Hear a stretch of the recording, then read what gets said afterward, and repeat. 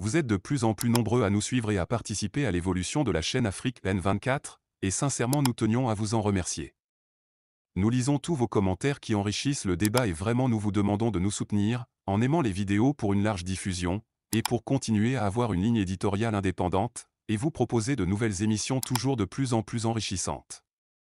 Ne restons pas passifs, soyons actifs. Merci et à bientôt. Nathalie Yambe au cœur d'une polémique. Faut-il interdire à un homme africain marié à une femme blanche de briguer la magistrature suprême?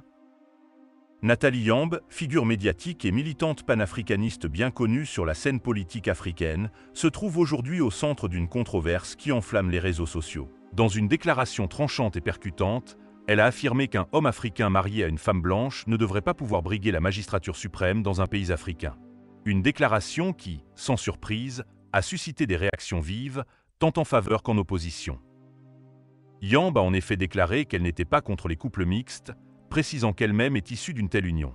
Cependant, elle maintient fermement qu'un homme politique africain ayant une épouse blanche, asiatique ou latino-américaine ne devrait pas avoir accès à la présidence en Afrique subsaharienne. Selon elle, l'identité africaine et la symbolique du couple présidentiel doivent refléter, d'une certaine manière, une pureté des racines africaines. Un débat historique et actuel.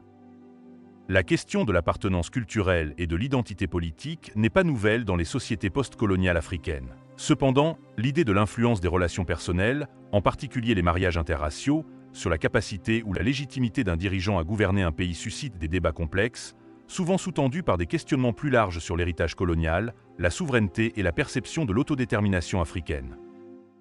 Prenons par exemple certains chefs d'État africains ayant eu des épouses non africaines. Léopold Sédar Senghor, ancien président du Sénégal, était marié à une Française, Colette Hubert.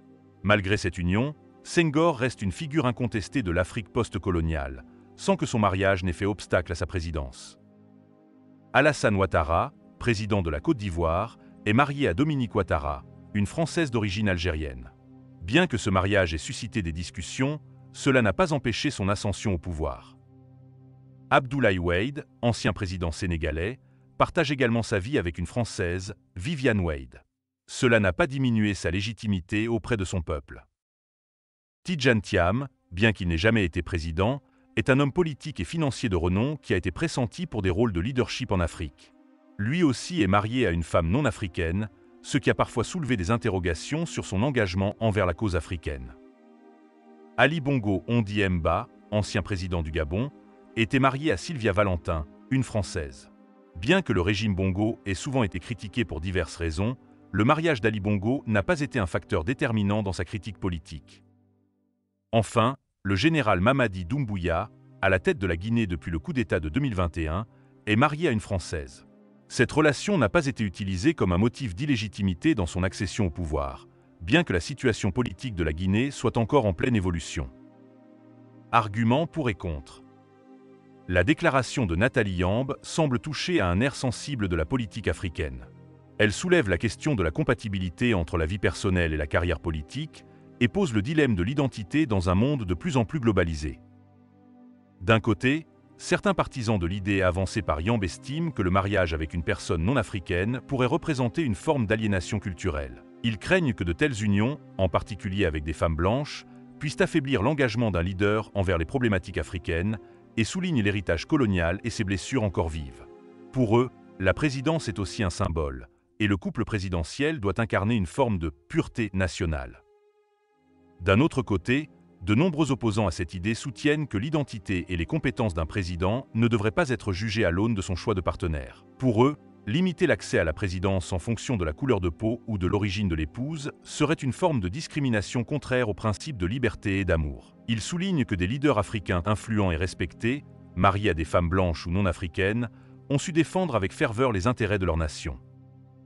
Les implications sur la scène politique. Si les propos de Nathalie Yambe sont largement soutenus par certains nationalistes africains, ils mettent en lumière des divisions profondes au sein des sociétés africaines. La question du mariage mixte dans la politique africaine reflète des préoccupations plus vastes sur l'héritage colonial, l'authenticité culturelle et le rôle de l'élite politique dans la représentation des valeurs africaines. En outre, cela soulève la question de l'identité dans la politique globale. À une époque où les nations africaines se battent pour leur place sur la scène mondiale et où les relations internationales se complexifient, est-il pertinent de juger un dirigeant par le choix de son conjoint, ou cela risque-t-il de limiter inutilement les choix démocratiques des peuples africains?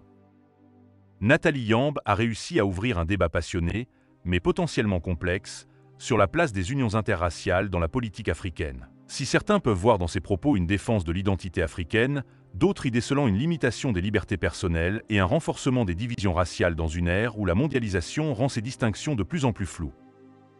Participez au débat. Votre avis compte. Le débat autour des mariages mixtes en politique africaine est loin d'être tranché. Nous aimerions savoir ce que vous en pensez. Faut-il interdire à un homme africain marié à une femme blanche de briguer la magistrature suprême? Participez à notre sondage et donnez votre avis. Voici les options disponibles. Oui, pour préserver l'identité culturelle et symbolique de la présidence en Afrique.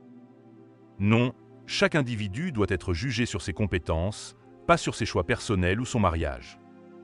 Sans avis, car cette question nécessite une analyse plus profonde des enjeux politiques et culturels. Cliquez sur le lien dans les commentaires pour participer au sondage. N'oubliez pas de laisser un commentaire pour expliquer votre choix. Votre opinion est essentielle pour enrichir cette conversation. Nous vous invitons également à rester connectés pour découvrir les résultats du sondage lors de la prochaine vidéo sur la thématique. Votez, commentez et partagez. Le débat continue et nous comptons sur vous pour faire entendre votre voix. Likez la vidéo si ce n'est pas déjà fait. Laissez aussi votre point de vue en commentaire. Abonnez-vous et cliquez aussi sur la petite cloche de notification pour ne rien rater de nos prochaines vidéos. N'oubliez pas de partager aussi la vidéo et de la liker.